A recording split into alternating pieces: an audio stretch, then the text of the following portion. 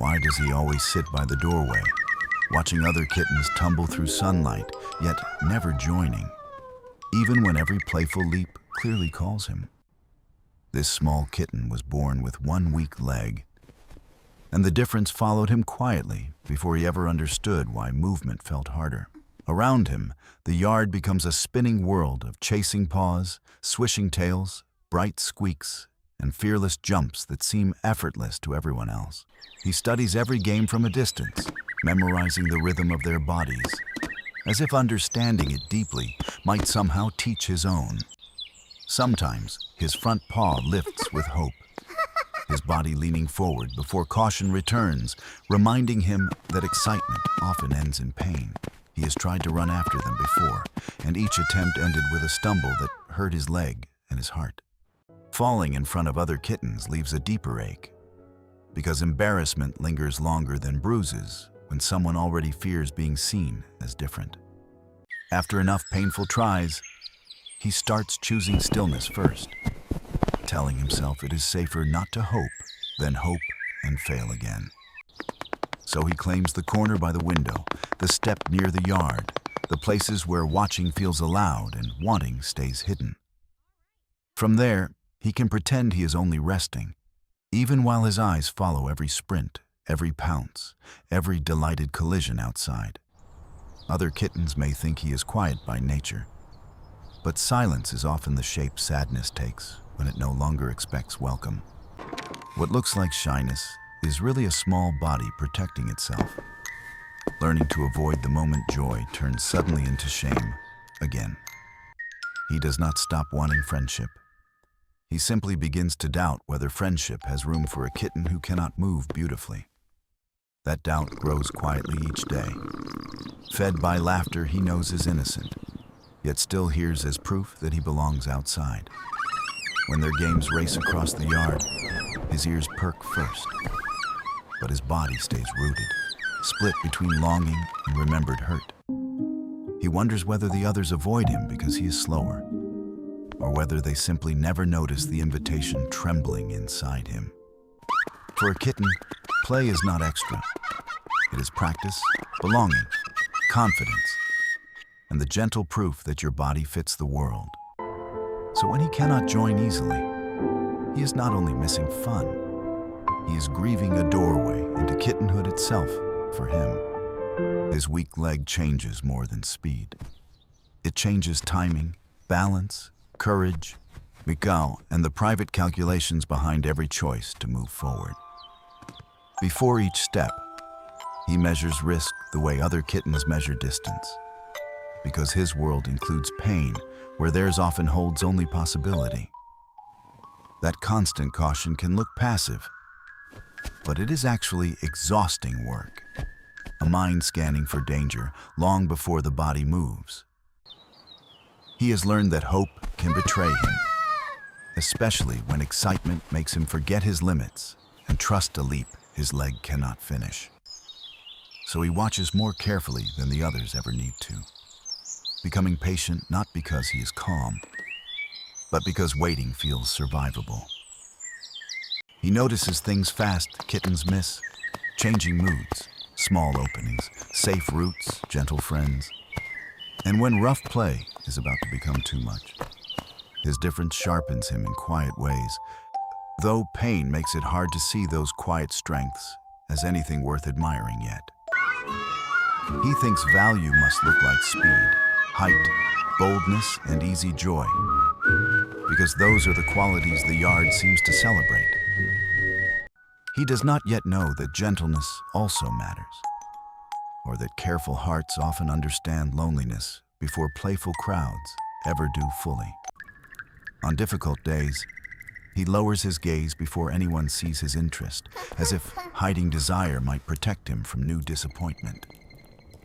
He curls his tail closer, folds himself smaller, and lets the game continue without him, hoping absence hurts less when self-chosen today. But loneliness never becomes lighter just because it is familiar. Sometimes familiarity only teaches sorrow how to sit more quietly inside him. At night, when the yard grows still, Nui sometimes replays the day, and imagines himself running smoothly beside the others at last. In those private dreams, nobody waits for him, nobody pities him, and no step carries the fear of sudden failure anymore there. Morning returns, and with it comes the same hard truth. Imagination runs easily, but waking movement still asks something painful of him. That is where shame begins living deepest, not in being different itself, but in trying again and meeting the same limit there. Yet inside him, desire survives stubbornly, because the need to belong is stronger than pride and older than fear for kittens too. He still leans toward laughter before he pulls back, which means some brave part of him has never fully stopped asking inside. One afternoon, a rolling leaf drifts away from the rougher game, spinning into his corner like a tiny invitation no one planned. He taps it once, then twice, discovering that small play does not demand speed, only curiosity and a little courage from him. The leaf slips, pauses, turns again, and for the first time that day, his body answers joy without losing balance at once. It is a tiny moment, easy for others to overlook, but inside him, it opens a door bigger than the yard itself. He realizes that moving differently does not always mean failing. Sometimes it simply means finding a rhythm the others never needed before. This thought does not heal his leg, but it softens something heavier. The belief that every difference must become defeat for him. The next day, he inches closer to the edge of play, not joining yet, just allowing himself to watch from less far away. That smaller distance matters, because courage often begins not with action, but with staying near the thing that once hurt him most. He listens carefully for which kittens play gently, which ones pause, which ones leave space instead of turning every chase into chaos. His patient watching, once born from pain, now becomes a strength, helping him notice where his small chances of comfort might live. A softer kitten bats a pebble nearby, then steps back, and the quiet pause feels more welcoming than any loud invitation today. He hesitates, because old pain speaks quickly, but hope speaks too, reminding him that gentle moments deserve at least one answer now. So he nudges the pebble back, awkwardly, slowly, yet successfully enough to send it rolling where the other kitten can reach it. Nothing magical happens outside, no sudden cheering, no transformed body. But yet inside him, something steadies, because participation has finally become possible again. He is still slower, still careful, still limited in ways the others are not. But those truths no longer erase every other truth. He can be observant and uncertain, fragile and brave, different and included, all at once, because real belonging is wider than perfection. With each small exchange, his corner loses some of its power, becoming less a hiding place and more a place he can leave. He still returns there sometimes, but now he returns to rest, not because shame has chained him there again all day long. The yard has not changed much. What changed first was the story he told himself about what his body meant to him. Before, difference meant exclusion, failure, and silence. Now difference can also mean patience, sensitivity, clever timing, and another way to play gently. That new meaning does not arrive loudly. It grows through repeated proof, one safe moment at a time, until fear loosens slightly. He begins trying short climbs, lower steps, smaller turns, testing what his body can do when he stops comparing every move constantly. Some attempts still end badly, and the old ache returns. But now one stumble no longer proves he was wrong to try. That matters deeply, because healing is rarely becoming unhurt. Often, it is learning pain does not get the final word in him. The other kittens start reading him differently too, not as distant, but as someone whose way of joining simply looks quieter outside. When he pauses, it is not always withdrawal now. Sometimes it is just his thoughtful way of choosing the next safe step. And when he watches, he is not only longing anymore, he is also reading the moment, measuring where his gentle opening begins. The sadness inside him has not vanished, because old loneliness leaves traces. But it no longer defines the whole shape of his days. Now there are moments of pride too, small and tender. When a movement works and his face lifts before doubt can return. Those moments matter because confidence is not born from pretending limits away. It grows when limits stop canceling all remaining possibilities inside. He learns to measure success differently, not by how high he jumps, but by whether he moved with honesty instead of fear. That change is quiet, almost invisible from far away, yet it transforms everything, because a kinder measure creates a livable life there. He also discovers that being sensitive is not weakness, because sensitivity lets him notice comfort early and offer gentleness back to others.